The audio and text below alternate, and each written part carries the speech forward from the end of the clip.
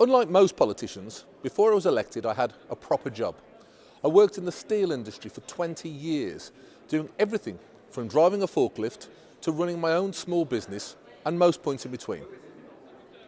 It's well known that the steel industry in the UK is a shadow of what it used to be.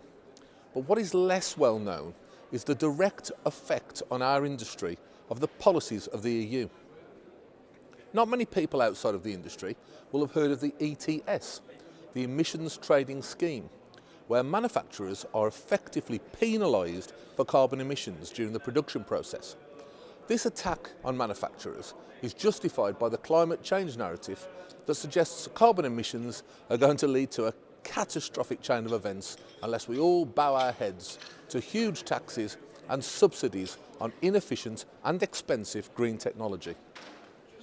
So it's well known that we hamper our own European steel mills with this green-inspired effort to stifle manufacturing.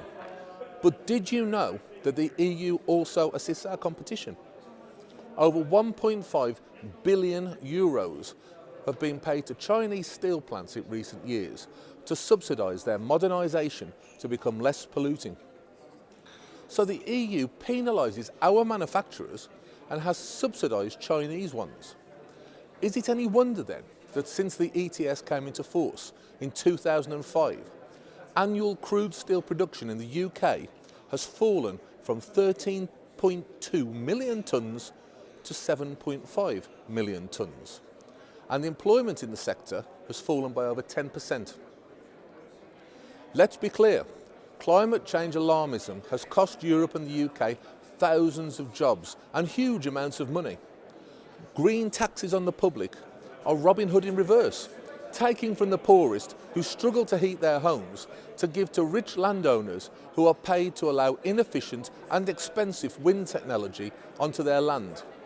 This, combined with the attack on our manufacturing sector that I've talked about in this video, is an outrageous attack on the employment prospects and living standards of European citizens.